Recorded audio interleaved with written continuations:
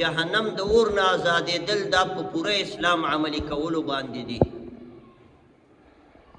نبی علیہ الصلوۃ والسلام فرمایي ایمان څه د پاسه اویا شاخه دي. دا حدیث د بخاری شریف دی. الایمان بضع و سبعون شعبة. ایمان کې څه د پاسه اویا شاخونه دي. افضلها قول لا اله الا الله. و ټولو کې بهترین شاخ چې دی هغه د لا اله الا الله کلمه ده. دا د ایمان افضل ترین شاخ دی چې سړی دا کلمه طیبه ووایي. وادناها اماطة الاذى عن الطریق.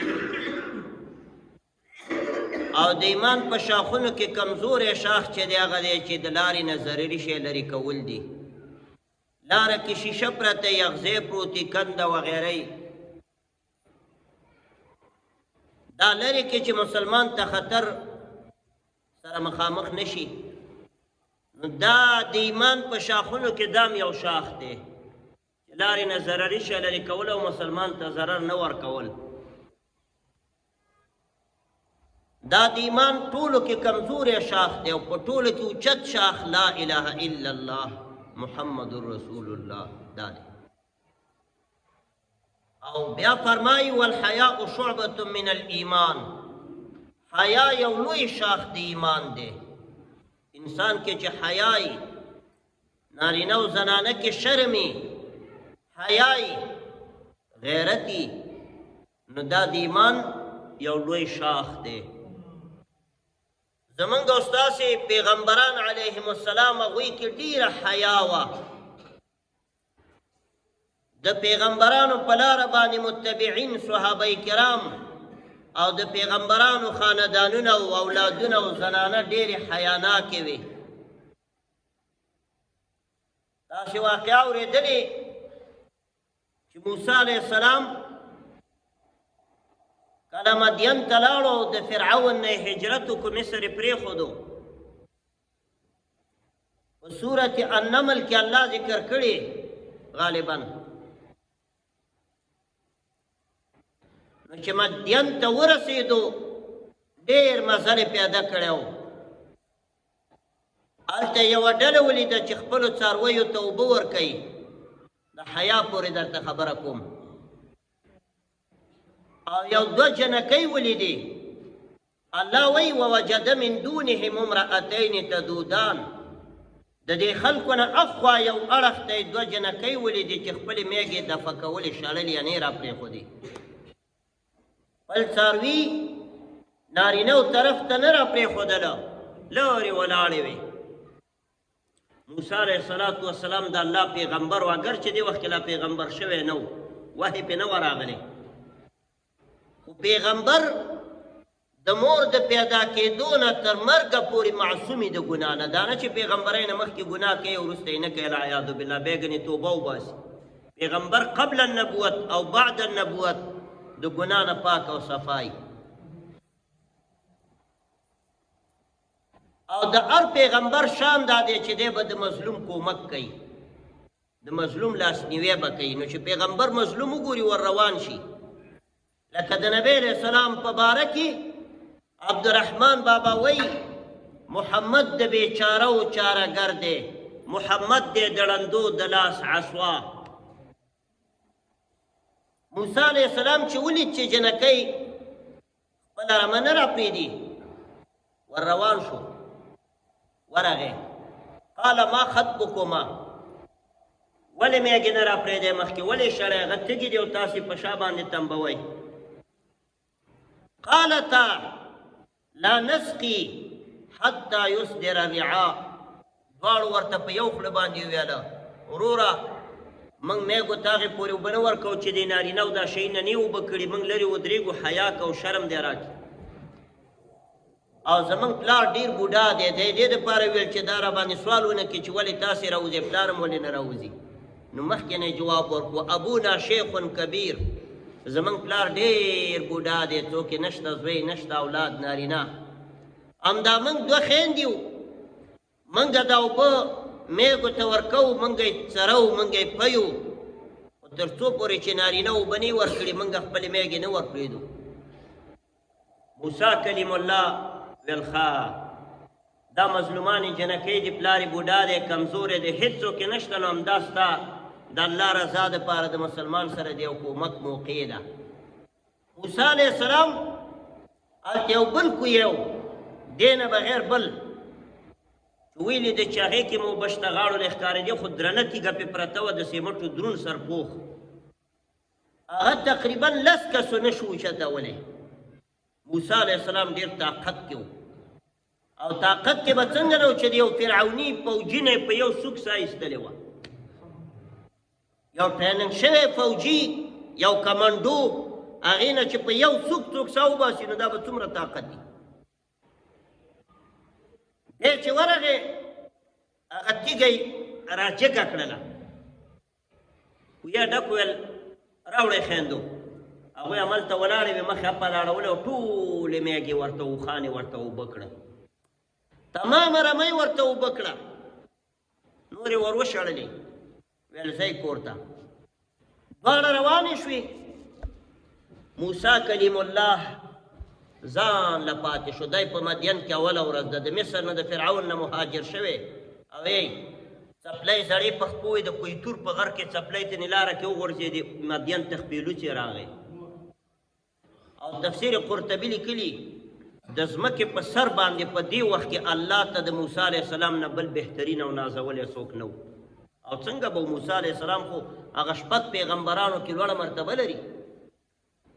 په 1,04,000 پیغمبرانو کې غوره چې د 314 د هغې ته رسولان وایي. رسول بیلي او نبي بیلي. دا علما فرق کوي چې د نبي او د رسول په مابین کې نسبت د عموم خصوص مطلق دی. هر رسول نبي وي خو هر نبي رسول نه وي. دا موږ طالبانو ته ویو. نو 314 پکې رسولان دي. دا په 1,04,000 کې چاڼ شوي دي. څو کسه دي؟ 314. په دغې 314 کې چې به چاڼ کړی دی الله پاک، شپږ کسه پکې ډېر اوچتې مرتبې والا دي. آدم علیه السلام، نوح علیه السلام، ابراهیم خلیل الله، او دارنګې عیسی علیه السلام، موسی کلیم الله، او محمد رسول الله صلی الله علیه وسلم. دا شپږ په دې 314 کې به وتلي. او په دې شپږو کې به دوه هغه اخص الخصوص مرتبه باندې ممتاز دي چې هغه ابراهیم خلیل الله او خاتم النبیین امام الانبیاء والمرسلین محمد رسول الله صلی الله علیه وسلم. دا دوه به په 1,04,000 کې وتلي. او په دې دواړو کې به نمره چې د اول نمره نبی علیه الصلاة والسلام وړي، او دویمه نمره کې ورپسې ابراهیم خلیل الله دی. دا حافظ امام ابن قیم په الفواید کتاب کې لیکلي دي. موسی علیه السلام په دې شپږ پیغمبرانو کې حساب دی. نو چې زنانې رخصت کړلې، پیلوڅې ولاړ دی، وږی دی، سخت وږی شوی و، پردی وطن دی، یو کپ ډوډۍ نشته، او تبې مو ونیولو، لړزم ده، تبه ده، ولږه ده، مسافرت دی. الله پیغمبران نو باندې زور راوړي، تکلیف راوړي، ټنګیه. په کاملو مؤمنانو الله سخته ولږه، ناره، فقر، غریبي، تنګسا، مرستیاګانې دا ټول په یو ور راقطار کوي. هغه د شټنګۍ چې کله د امتحانانو نه ووځي بیا ډېر لوړ مقام ورکوي. رسول الله صلی الله علیه وسلم فرمایي اشد البلاء علی الانبیاء ثم الامثل فالامثل. سخت مصیبتونه اوله مرتبه کې په پیغمبرانو راځي، او بیا چې پیغمبرانو له د چا مرتبه لږه ورنږدې وي هغه باندې سخت مشکلات بیا ورپسې. اوس دې نه معلومه کوي چې څوک په 80 کاله کې ناز نعمت او نخرو او عیش عشرت او شراب کباب کې رالوی شوی، دا به د الله نه څومره لري، مشکل پې نه راځي که. موسی علیه السلام د یو ونې لاندې کېناستو، دوی ته یې څاروي اوبه که، دوی لاړې. الله وایي فسقا لهما ثم تولى الى الظل. دې دواړو ته یې څاروي اوبه که، بیا راغی سوري لاندې کېناست، د کیکر ونه وه لاندې کېناستو. یو روایت کې راځي چې داسې وویله یا الله اللهم انی غریب، یا الله زه پردي وطن مسافر یم، اللهم انی جائع، یا الله وږی یم، اللهم انی مریض، یا الله مریض یم. دا روایتو کې راغلی او قرآن کریم چې کوم حکایت کړی اوس درته وایم وی الله ورته جبرائیل امین راولېږلو چې داسې مه وایه هغه څوک مسافر نه چې زما غوندې یار لري د الله غوندې ملګری چې لري ته چېرته مسافر یې ټوله دنیا د الله ده او ته د الله یې شرق نه غربه پورې او شمال نه جنوبه پورې ټول ځمکه د خدای ده هر ملک ملک ماس کې ملکی خدای ماس ما یو پاکستانی پولیس ته وویلو ته مهاجر کابل کې ولې امامتي نه کوې چې دلته یې راته کوې هلته ولې درس نه کوې مدرسې هلته نشته چې دلته یې کوې ما ورته ویل علامه اقبال ویلي علامه اقبال او دا د لاور دی ستاسو چې هر ملک ملک ماس کې ملکی خدای ماس چې د خدای ځمکه یې هغه زما ځمکه ده دا پکې چا راوړو چې دا پاکستان دی او دا افغانستان دی ټول یو د خدای سرزمین دی موسی علیه السلام ونې لاندې کېناست فقال رب انی لما انزلت الی من خیر فقیر دا سوال یې وکړو دا قرآن کریم راځي ای ربه که ما له دې کوم شی مقرر کړی اوس ورته زه ډېر محتاج یم همدا اوس یې راکړي یعنی یو کپ ډوډۍ که چېرته وي ماله یې راکړي علماو لیکلي چې یوه دروازې هم ټکولی شوه که نه دی کولی شو هلته خو کورونه چې دروازې ټکولې یو کپ ډوډۍ راوړی یو کپ ډوډۍ خو کافران هم خلکو ته راوړي مسلمانان خو لا پرېږده خو نه د الله پیغمبر یو کپ ډوډۍ هم د الله نه غواړي د الله نه غواړي غیر الله ته لاس نه اوږدوي وړوکی شی به هم د الله نه غواړي او غټ به هم د الله نه غواړي مفسرین لیکلي ته وګوره موسی علیه السلام ته یو وخت یې ته داسې شی وغوښته چې دنیا او آخرت کې د هغې مثال نشته داسې شی الله نه وخت وغوښت چې نه په دنیا کې مثال شته نه په آخرت کې دومره لوی سوال یې ته وکړو او بل وخت کې ته د وړ یو کپ ډوډۍ سوال وکړو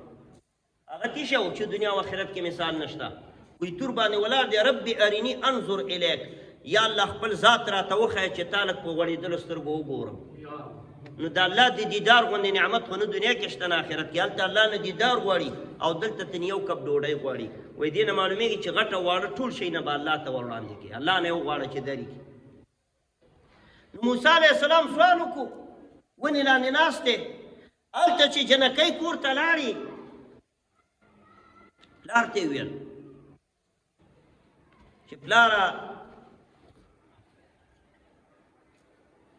یو څنګه زر رالی نن خو مو ډېر زر میږې اوبه کې ویل یو ښکلی انسان یو ځوان یو تکړه یو تقوادار یو بادیانته الله نه یریدونکی انسان چې کله موږ داسې نه و لیدلی موږ یو طرف ته ودرولو او تیږه یې جګه کړله د لس کسو تیږ توان پرې نه رسېدو په هېڅ تنها ځان یې جګه که اوبه زما میږې اوبه کې او ځکه زر رالو ویل دا څومره ښه ځوان دی په مدین کې خو داسې سړی نشته ځکه مدین کې ټول کافرانو شعیب علیه السلام الله ورته راغلی والى مدین اخاهم شعیبا قال یا قوم اعبدوا الله انی لکم رسول نو دا څوک دی ورشئ بچیانو رایولئ چې ډوډۍ ورته ورکړو دا خو به مسافر یې ویل او نابلده و هم نه پېژنده بل ملک ویل ورشئ بچیانو بل څوک خو نشته یوه یې راولېږله هله ورشه ورته ووایه چې راشه پلار مې درته ډوډۍ کړې ده چې هغه تا کوم موږ له کوم ښېګړه کړې چې د هغې بدله درته درکړي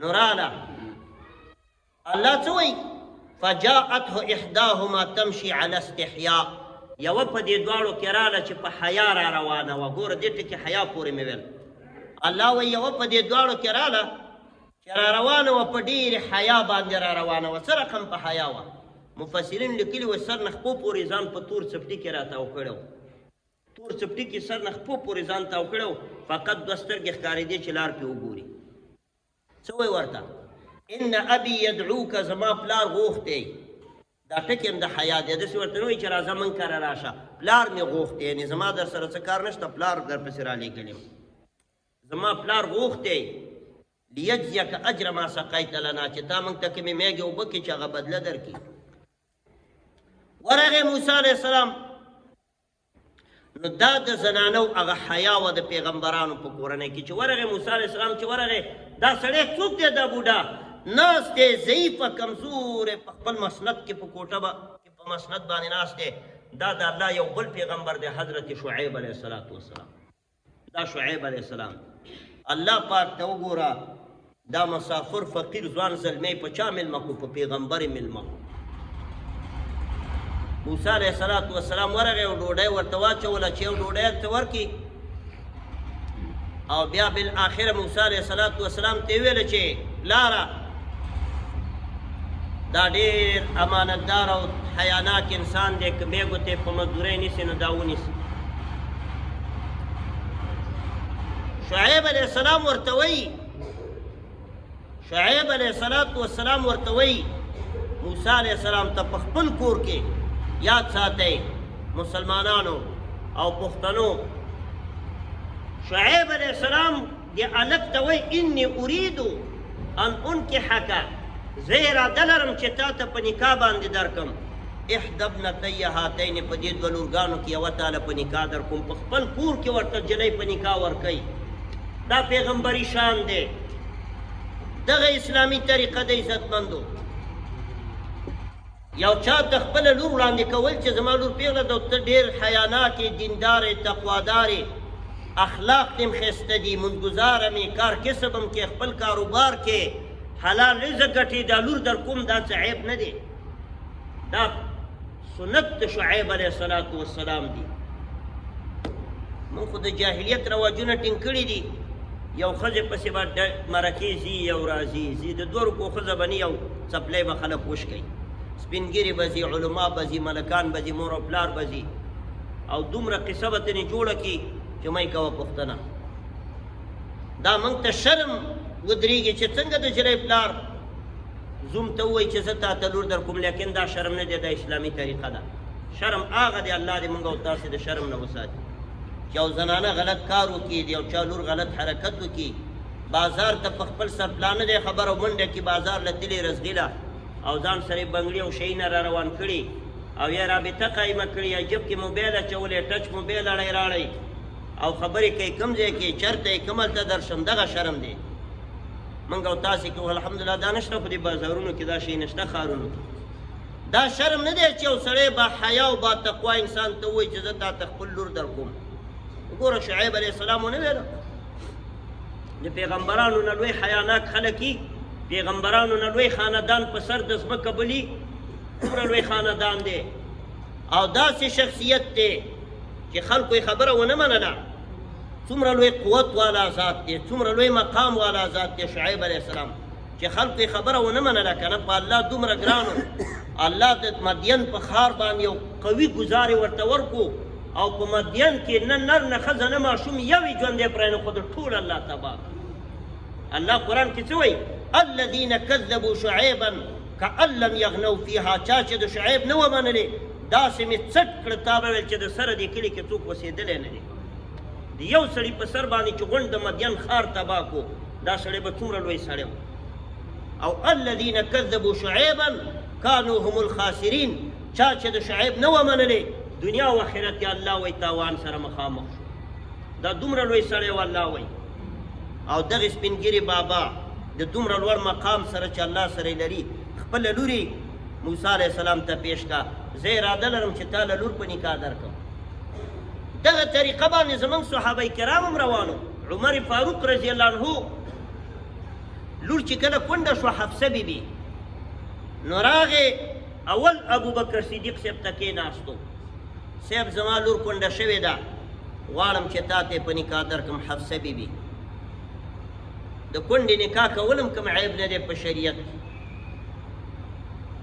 هغه غږ ونه کړو غلی پاتې شو بیا عثمان صاحب ته ورغی عثمان صاحب ورته ویل زما وله اراده نشته بیا نبی علیه السلام پې مرکه وکړه په حفصې بیبي باندې نو نبی علیه السلام الله د دې په قسمت کې کړی نو نبی علیه السلام په نکاح کړه نو حفصه د مؤمنانو مور ده او د الله د پیغمبر بیبي ده ابوبکر صدیق صاحب ته عمر صاحب ګیله وکړه چې تا نه زه په دې خفه شوم چې ما درته د لور وړاندیز وکړلو تا نه ښه وکړه نه دې نه وکړه یو څه خو به دې ویلی وی غلی پاتې شوې ویل اوس به درته راز ویمه ما ځکه خاونه نه کوله چې نبی علیه السلام زما مخکې یو ورځ ویلي چې د عمر صاحب لور باندې زه مرکه وړم زه یې په نکاح کومه نو که تا له مې ویلی چې تا رانه ویل چې زما لور در کومه ما ویلې زه یې نه کوم نبی علیه السلام یې کوي نو د هغې پټ راز هغه ښکاره کېدو او که مې کوله نه چې نبی علیه السلام وله په تمه ما څنګه کړی وی بیا عمر صاحب خوشحاله شو ګیله یې ختمه شوله نو حفصه رضی الله عنها دا د نبی علیه السلام په بیبیانو کې راله